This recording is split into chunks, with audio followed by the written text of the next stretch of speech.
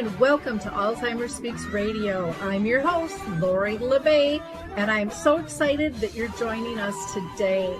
We are going to have a fascinating conversation as usual as we learn from people all around the world at all ages and stages of life.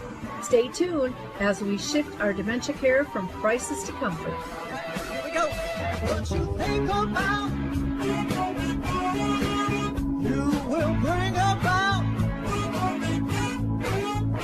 dementia change. We will. Well, hi, everyone, and welcome back to Alzheimer's Speaks.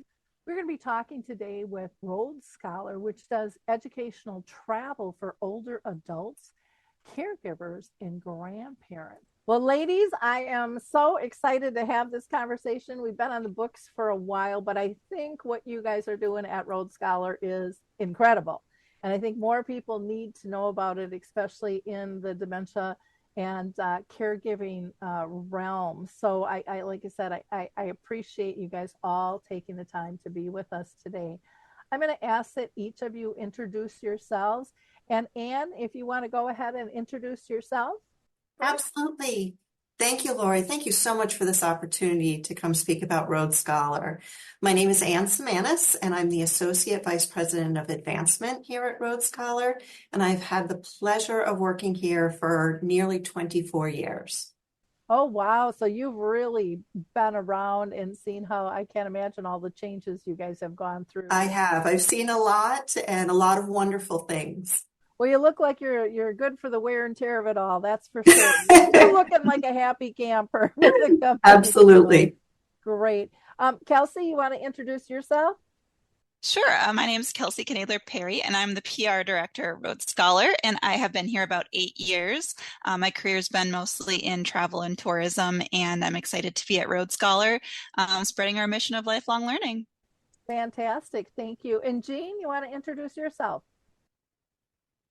I'm Jean McMillan, and I'm a traveler, I guess. I grew up in a family that believed in lifelong learning, and it's just kind of stuck. So it's Wonderful. Kind of who I am. Can't wait to hear your side of the story there about Rhodes Scholar. So that'll be fun. I always start out with my very first question in terms of asking people if they've been personally touched by dementia in their own family or circle of friends. And it doesn't make any difference what your answer is. It just gives our audience a perspective. I think pretty much anyone who is a caregiver, care partner, care, whatever you want to call it, understands the overlap, that occurs as we age through life. So Anne, how about you? Have you been touched? Yes, my maternal grandfather had dementia, and I watched my uncle be a primary caregiver. He lived very close to my grandfather, and I also watched my mother be a long-distance caregiver. So I saw both of those challenges, which was really emotional to see in our family.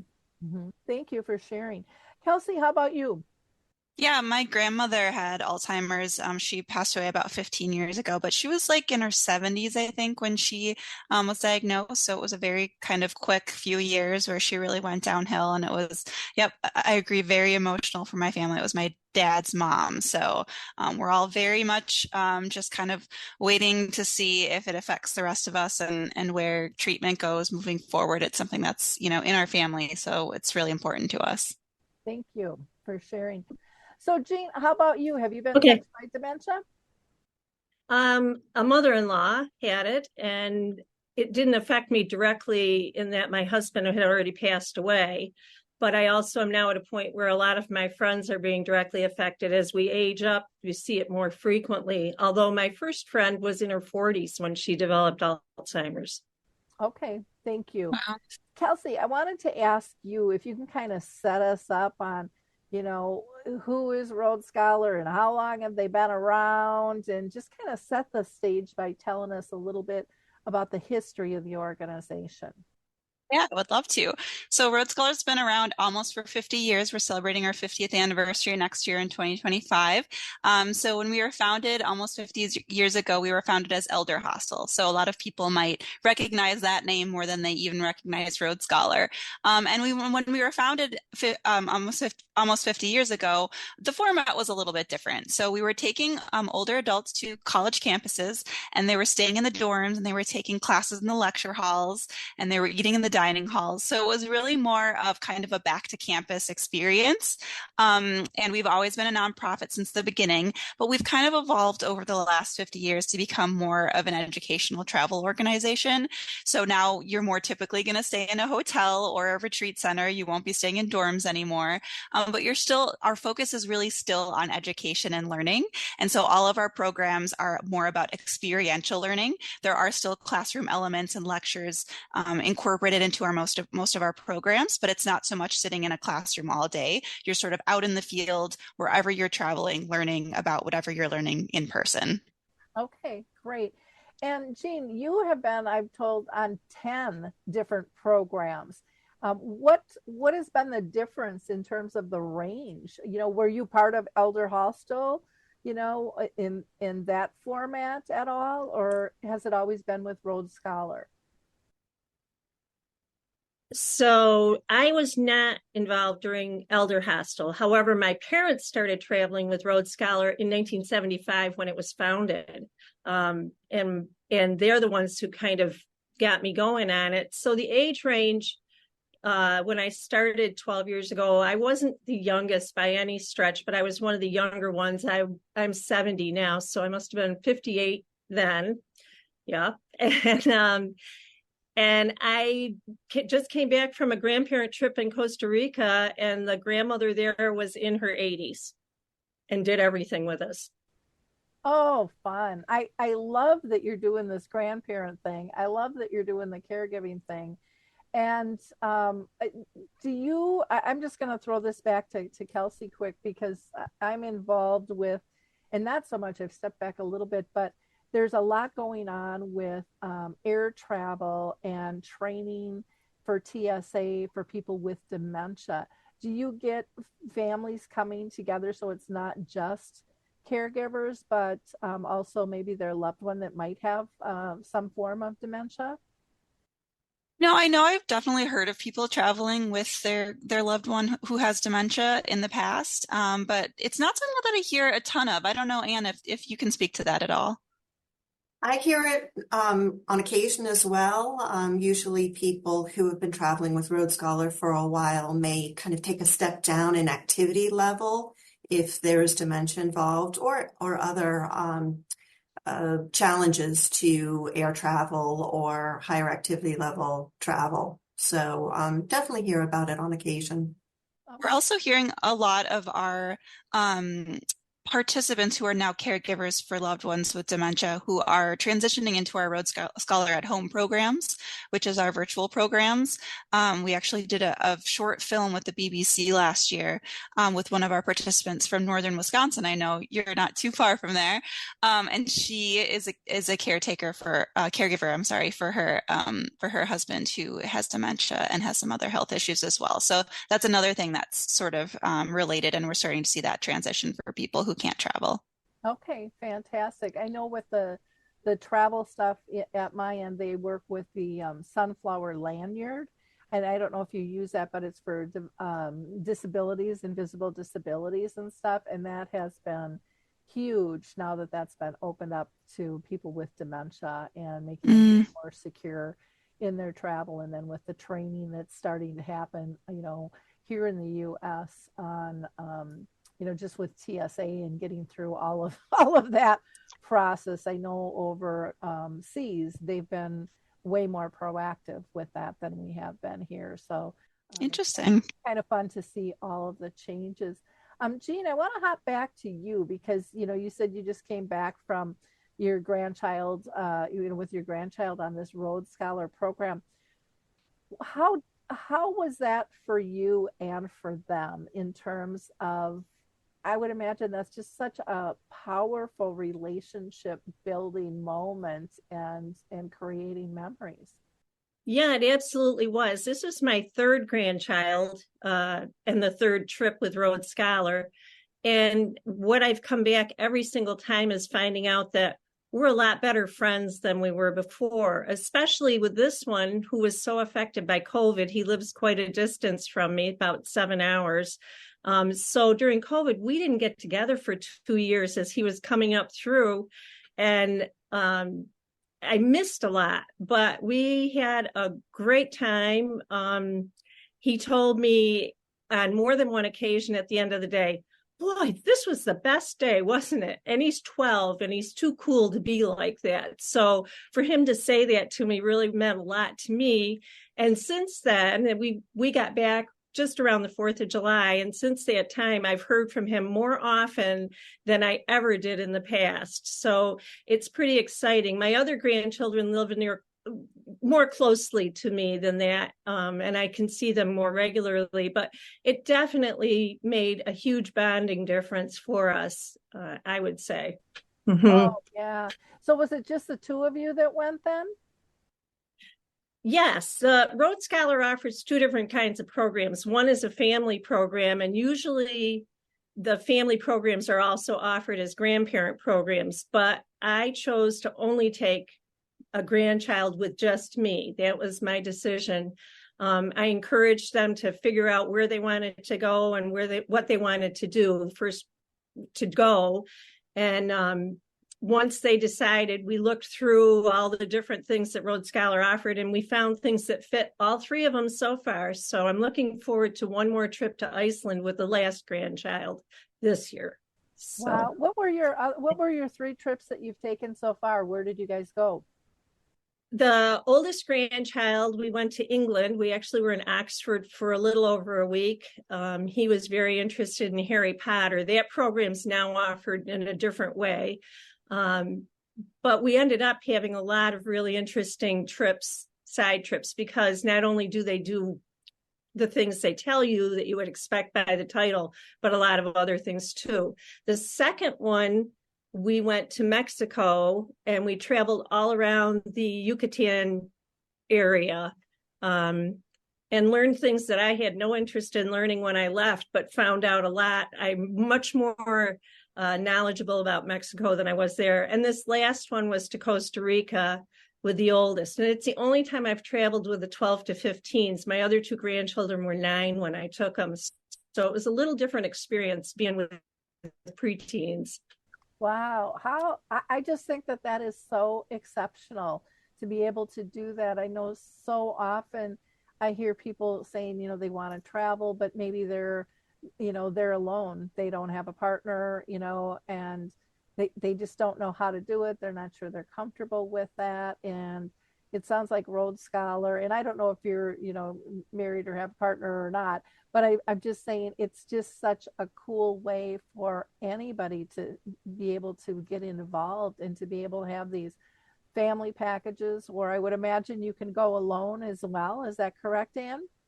Well, on the family and intergenerational programs, they are designed for multiple generations, but our regular programs for older adults, we welcome solo participants all the time, and it's an incredibly welcoming environment for solo participants.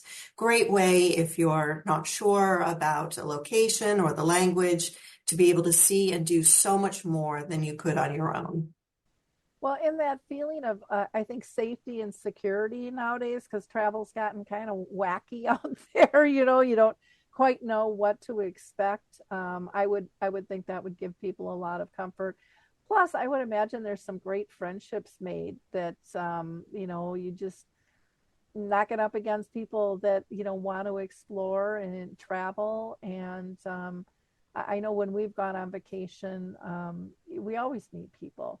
And it's so neat to see the different cultures and to be able to actively learn that that's part of the structure, I think is really cool too. Absolutely. I would just add that's something that we share with our caregiver grant recipients, that you automatically have something in common because you've chosen that particular program and that subject matter. And you start off with that item in common, and friends are really made quickly and deeply. Oh, I would imagine. I did this was years ago, but I did a cruise for people with dementia and their care partners.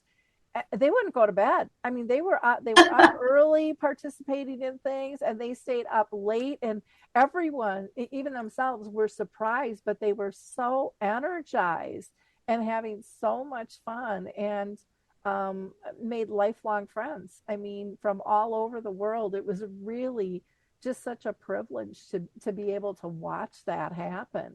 Very, very, very, very neat. But I want to go back to the caregiver grant, but first I want, Anne, if you wouldn't mind talking about, you guys are a nonprofit organization. So what does that really mean in terms of your function and the programs that you offer? Of course, it's a very unique not-for-profit organization where our mission is focused on educational travel for older adults. So, in everything that we do, we're focused on serving the older adult community with our mission of learning. We like to say that we focus on what you would like to learn, not what we can earn. So we operate very much like a liberal arts college, where we offer a wide variety and breadth and depth of programming, a wide variety of subject matters. We also look to serve our older adult community. So we offer different activity levels, different ways of learning, different methods of learning. And as Kelsey pointed out, it's all focused on education. Oh, that is fantastic. Now, with nonprofits, sometimes they have sliding scales so that different people can participate. Is that something that you incorporate in your organization? Ever since we were founded in 1975, we have always offered financial assistance. So that is in the form of scholarships and caregiver grants, and a special scholarship for professional or retired educators. So the financial assistance is offered for our programs that take place in the US or Canada. Okay, fantastic. Well, if you're just tuning in, we are talking with some gals from Rhodes Scholar, which serves the older population in terms of travel, and it's been fascinating to talk with them. You can always rewind and go back and listen to the whole thing. Their website is rhodesscholar.org. They are on Facebook, Instagram, and on Facebook you have Kelsey, you have a group discussion there too, as well as a standard Facebook page. Is that correct? Yeah, so we have our regular Facebook page, and then we also have 4 different discussion groups that are really, really great and very engaged groups. The biggest one is the Women of Rhodes Scholar. If you just search for Women of Rhodes Scholar on Facebook, you'll find it. It's over 25,000 members now. It's a really amazing, engaged group of women who ask each other questions, share photos from their trips, so you can get lots of advice and get a good feel for Rhodes Scholar and our participants there. So there's the Women of Rhodes Scholar, there's the Retired Teachers Travel Club, which is all for retired educators. And then we have a social justice club, and we have a 50 plus outdoor adventurers club as well. Oh, wow. That's fantastic. We are going to hear about Qblocks, which is a webmaster that I just have to introduce you to, and then we'll be right back with Rhodes Scholar. I also want to introduce you all to Qblocks. They have been absolutely excellent to deal with. They have been in business for 18 years and they serve the globe. I can't say enough good things about this company. I've had a lot of bad experiences. I don't know about you with tech companies. They have made a very complicated process very easy. And their staff is so kind, so polite, so respectful to work with.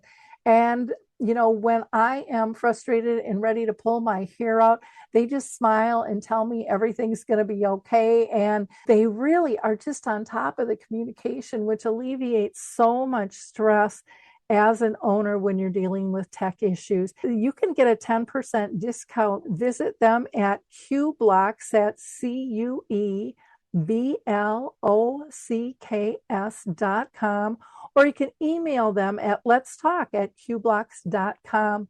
for that 10% discount, just put Lori, Lori, in the inquiry form. And again, I don't think you'll be disappointed. I surely haven't been. I can't rave enough about this company. And that's kind of rare these days. And I wanted to go back to the caregiver grant. So what exactly does that entail? And I know that probably isn't dementia specific, needless to say, because there's all kinds of caregiver, care partners, carers, caretakers. Everybody has different names, and some just say, I'm a wife, I'm a husband, I'm a son, I'm a daughter. How do they find out more information? And can you explain to us a little bit more on the process of that and what they could expect? Of course. We have a great deal of information at the website, which is rhodescholar.org/caregiver. And the Caregiver Grant is a unique respite opportunity for unpaid primary family caregivers ages 50 and above to really experience a Rhodes Scholar program and the warm, welcoming environment that one experiences on a program. It is a tuition credit that is applied directly to the program that the applicant chooses in the U.S. or Canada. And we have had a variety of different caregivers receiving the award. As you mentioned, people who are caring for loved ones with dementia. We've had caregivers who have had long-term care of adult children with special needs or health difficulties, sons and daughters who are caring for parents, spouses. It really has been an eye-opening variety of caregivers who all really need this respite opportunity. And it really is a wonderful opportunity for people who are interested in an educational adventure. So with this, one of the things that I always hear is like, I want to take a vacation. I need to take a break. My mental health is on the edge, but I just can't do it.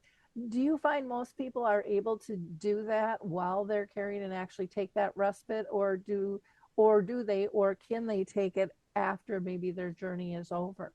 It's obviously a challenge, and a caregiver who's taking advantage of the opportunity while actively caregiving does have some kind of support system around them where maybe an adult child could come and provide the respite while they're on the program. But recognizing that so many caregivers are in that intense caregiving situation and cannot take respite during active caregiving, the grant opportunity is available for up to 2 years after having lost a loved one for whom you're caregiving. So we do hear from a lot of people where taking the Rhodes Scholar program is kind of the next chapter in their after caregiving lives. It's the next step in their journey and finding out what the next stage of their life will look like.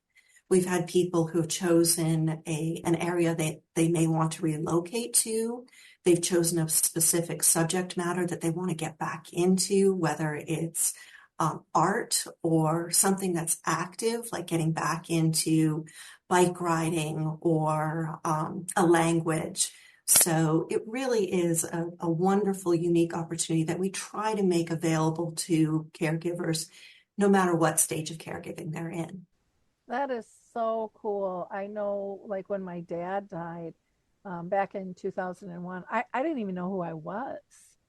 You just have this hole and you are trying to figure out. People go, well, what do you like? I don't know. I haven't done anything I like for so many years, because Right.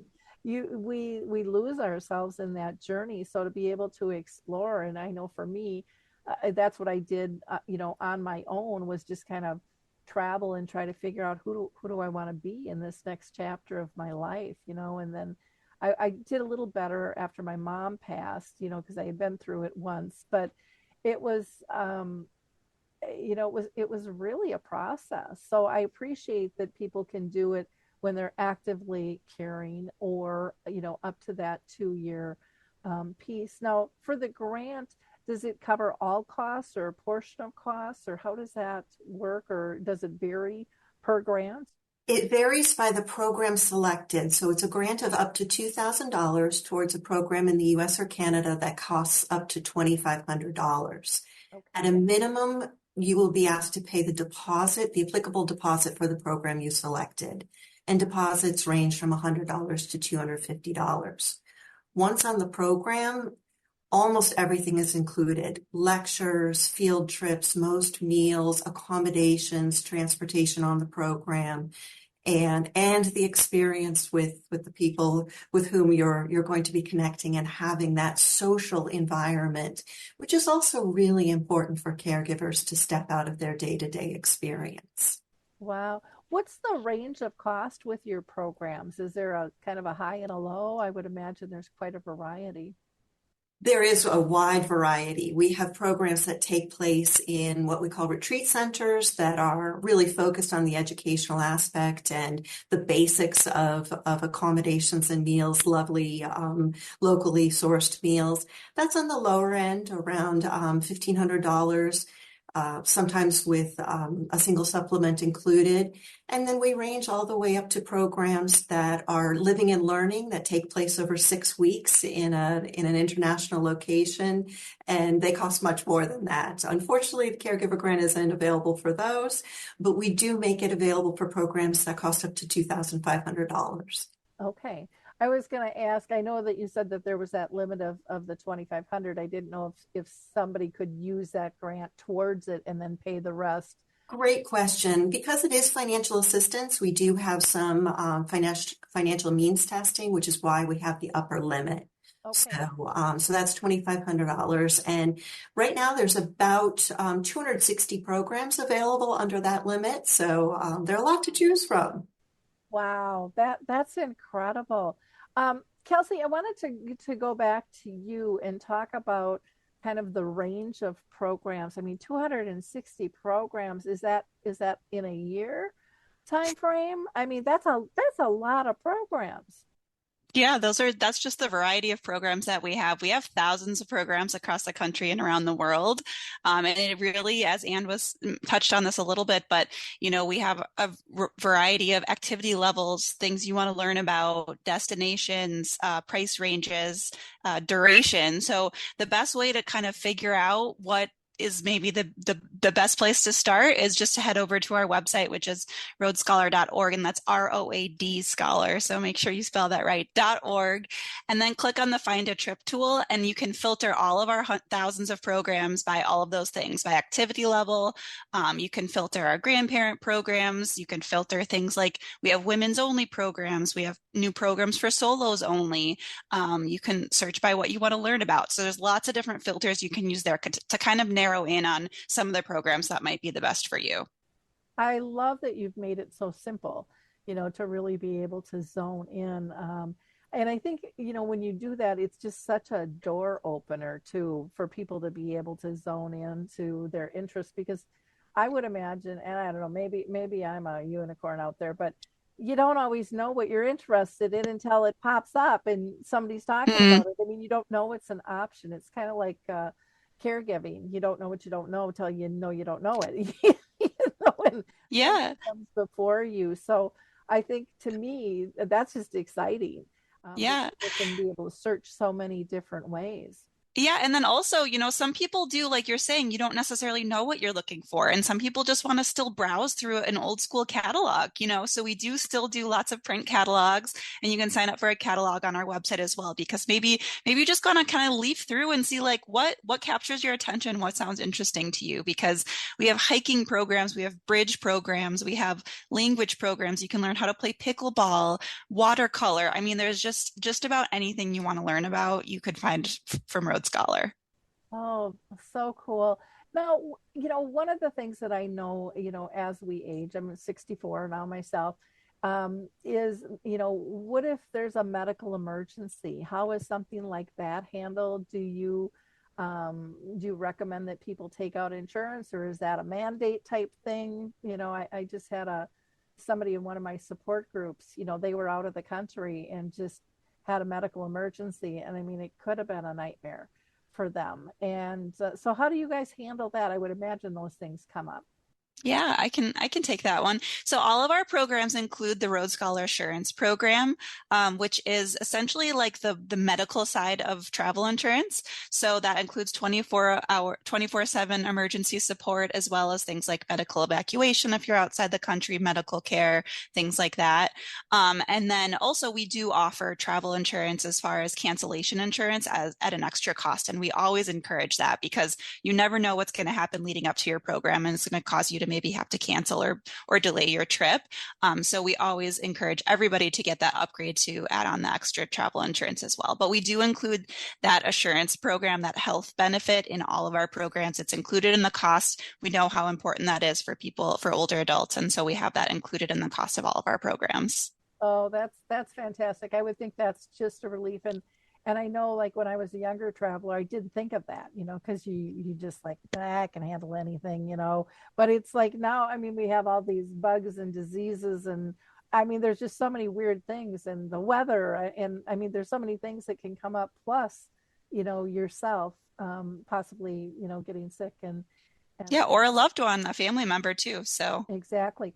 Now, Kelsey, you had also mentioned briefly that, somebody might not want to take a physical trip, but do an online one.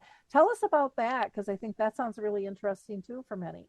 yeah, so we developed our virtual programs during the pandemic out of necessity, because nobody was traveling. And it was something that we'd always thought about and talked about doing, but the pandemic was the thing that really made us just focus on it and really develop those programs. So first we worked on launching our virtual lectures, our online lectures, which are an hour long, and they're usually, most of them are $25, but we do have at least one a month that's free. So you can come in. It's a great way also to kind of just try Road Scholar out if you have never traveled with us and you just want to get a taste for what our educational programming is like. So we have those virtual lectures available. We have many of those every month. And then we also have our Adventures Online, which are multi-day online programs. And those are where you have several hours per day of programming, and they're all small group. And so for those, we have all of the participants, we invite them to turn their cameras on so that they can be actively involved in the discussions and conversations, because we really want to try to create that travel experience as much as possible online. We know it's never quite the same when you're sitting at home in front of a computer, but we try to recreate it as much as possible. So all of our online programs are live and interactive. You can ask questions to the instructors. You're learning from the same instructors that you would learn from in Prague or Italy or Africa if you were actually on a program. So you have access to these global experts from all over the world to learn from, to ask questions. And also you get to meet other participants and interact with them as well, because that social element that's so important on our in-person programs is also something we wanted to incorporate into those online programs as well. I love that you have them be interactive. I just think that because so often you see, well, you can watch, a travel show and you're just kind of sitting there, but it's that chit chat and that camaraderie and stuff. Mm-hmm. I think that can just enhance the experience there. I wanted to ask Jean if there was anything that you wanted to add. If you were talking to family, which we are right now, what would you say to them about Road Scholar? I would say that the group that you decide to travel with always what makes you feel very welcome. I've gone all solo with one exception. And I never have felt like I was an outsider in the group. However, I also always buy the single supplement because at the end of the day, I like my alone time. And they still included me to whatever extent I wanted. It didn't matter whether it was a trip where there were a lot of couples, whether it was mostly single people or single travelers, because a lot of times people will go and they're married, but the partner doesn't want to go for whatever reason. But by the end, it's kind of like the first 2 weeks of going to college where you're getting to know everybody. And it's just a very comfortable situation to be in, very welcoming. You're traveling with people who have the same interests that you have, or they wouldn't have picked that trip.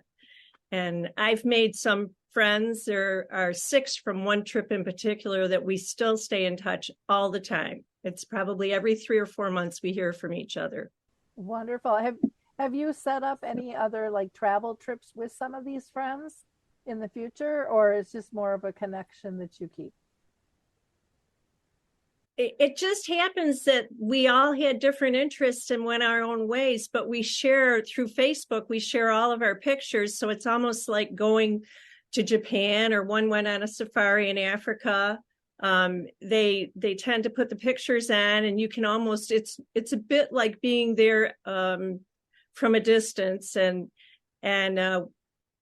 it's just nice to know that there are people who felt so comfortable that they still stay in touch with you. I think that's a huge piece of it. Oh yeah, developing those friendships and that comfort, especially in this day and age where society's gotten a little tense in terms of, do I talk to somebody or don't I, so that's wonderful to hear with that. Anything else that you'd like to tell people or think that we should mention that we've missed? I think that I was very nervous the first time I went, and I chose a trip that was almost 3 weeks. And my goal, because I owned a business still, was to go as far away as I could where they couldn't call me on the cell phone, but they spoke English. And I went away really nervous, hadn't ever left the country other than Canada and Mexico. And I came back a totally new person. I just felt free. I felt like I had so many more things to offer to the world again. I was exhausted when I left and came back just ready to go. And I've never stopped traveling since. And it was Rhodes Scholar that got me started. Wow, that's fantastic. That's absolutely fantastic. And anything that we haven't discussed that you think we need to?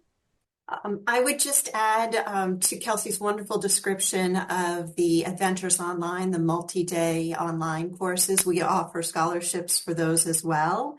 So I think that's a wonderful option for caregivers who might not be able to travel on site, but they still have an interest in going to Istanbul or Antarctica and can maybe log on for a couple hours a day.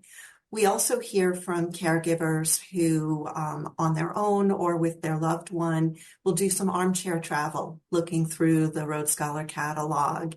And within the catalog, we offer a lot of information about the location, other tidbits of educational information, and have heard some really heartwarming stories from people who have paged through with their loved one who has dementia. And sometimes it can spark some memories of travel that are very meaningful to both the caregiver and the patient.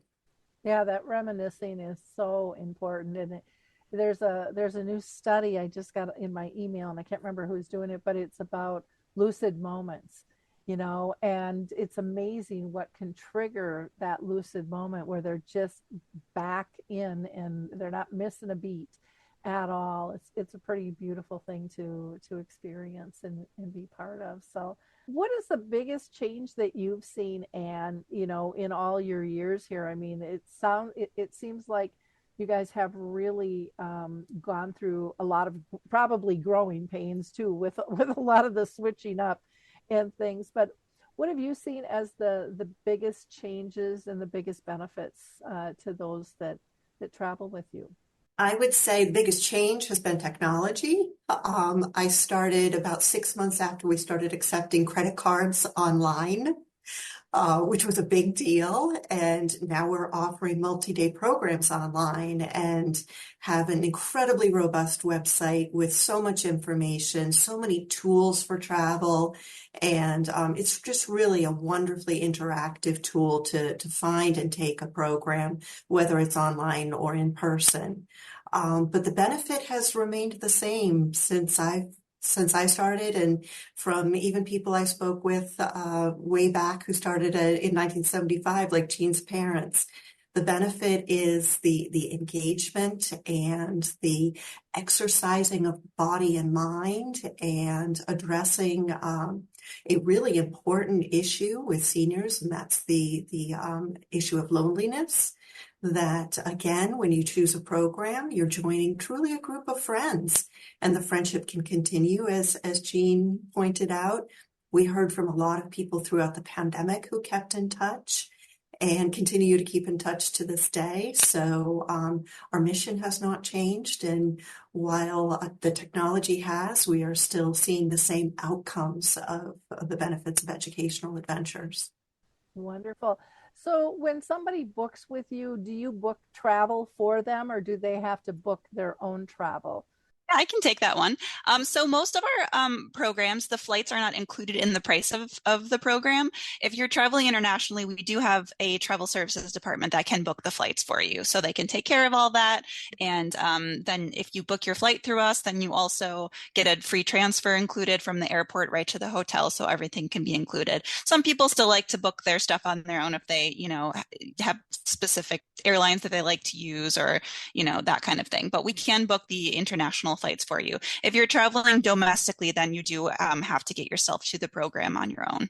But we do also on our website have information on all the programs, on where and when the program begins. So it's very easy to figure out how to get there. Okay. Even the booking of a flight and things like that has gotten so much easier too, but just to know when you land that, things are in place. Now, what if somebody has food allergies or something like that with meals? Are those included or are some of them included? Yeah, we ask when people enroll in the program if they have any dietary restrictions, and we try our best to accommodate just about everyone. If anyone out there is listening and you have any specific dietary restrictions that you're worried about, just give us a call. We have a team of amazing advisors who can help you find the best program for you and the best fit. Okay. And Jean, you had your hand set up. Did you have a comment? Yes, actually, I have to be a bit cautious with some foods, and I have just found that always they accommodate any problem, any concern. If they're only offering a food that is going to have an allergy related item in it for me, I've always had an option of going elsewhere. And I know vegetarians, vegans are all accommodated whenever possible as well. Wonderful. What about mobility issues and stuff? Do they need to bring their own equipment or can you line up wheelchairs and stuff for them or walkers or, even some people, I suppose, even with oxygen, Kelsey, how are those types of things handled?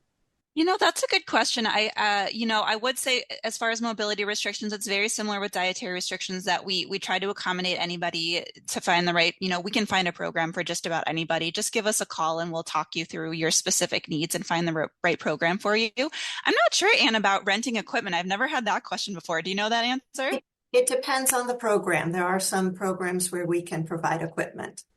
Okay. Well, this has just been a wonderful conversation and just, I think, such a great resource on so many levels for so many people out there. I'm just going to ask once again if there's anything that we have missed that we should state. Jean, any last comments? I'd say if you are even thinking about it, go for it. If there's any way you can. I have taken some of the online lectures, and they're an excellent way to find out if you're interested even more in going into another subject. My upcoming trip next November is based on a lecture I took about a month ago. Oh, wonderful. And anything that you've thought of just in this time period that we should discuss? Just to thank Jean for her comment to go for it. I love it. Yeah, that is everything Jean has said it's just nice to hear from somebody on the experiential side, of what it's really like. I just think it sounds wonderful. Absolutely amazing. Kelsey, anything that you'd like to add? Yeah, not that we've missed, but Jean did touch on a little bit on solo travel, and I just kind of wanted to echo that a little bit more and give some stats that 25 to 30% of our participants every year are solo travelers. And as Jean also mentioned, many of those are married women who travel without their husbands. We just recently did a study on this, and we found that over 60% of our solo travelers are actually married and leave their spouses at home to travel. So I find that really just inspiring and empowering, that people are gonna go and see the world and not have to feel like they have to stay home with their spouse, and that couples feel independent and trusting enough that they can go off and do different things. So I think that's really interesting. And again, if you're traveling solo, almost almost all the time you're going to come on a program, you're going to meet other solo travelers. It's very rare for there not to be another solo traveler on the program. And Jean mentioned that she pays the single supplement because she wants her own room. But Rhodes Scholar also does offer a unique roommate matching option as well, so you can save on that single supplement. So if you don't mind sharing a room or if you just want to meet somebody on the program, if you're a very social person, then that's an option as well. So that's kind of something that we didn't touch on that I thought was interesting. Oh, okay. Yeah, that's wonderful. Well, in wrapping up, again, I hope my audience found this information as fascinating and hopeful and exciting as I did, because I just think it's fantastic what you guys are doing. And I always ask our listeners to be a giver of hope, like, click, and share, these interviews. There are people out there that you don't know that are thinking, gosh, I'd like to do something, but I'm not quite sure, what or how. And this might just spark their interest in terms of reaching out and doing something a little bit different. I mean, look at Jean, she started and she hasn't stopped yet, and her parents were involved with this. I just think that is cool in and of itself. And she's pulling her grandkids into the program and getting them out there. The options are just endless with this. So please like, click, and share, and visit their site. Again, it's rhodescholar.org. We'll have everything in the show notes for you. They are on Facebook, Instagram, and then they have those Facebook groups as well. So you can talk with other people and, find out what their experience has been and what their likes are. And that might spark some interest there. I love also the online things that you guys are doing too, for those who aren't comfortable traveling. And the grant program for the caregivers, it's like, woohoo, that's just absolutely fantastic. So thank you for all you do. I also want to mention that Kelsey's email will be available in the show notes. And if you need to contact Anne or Jean, you can just ask Kelsey to connect you with that. But I think you'll be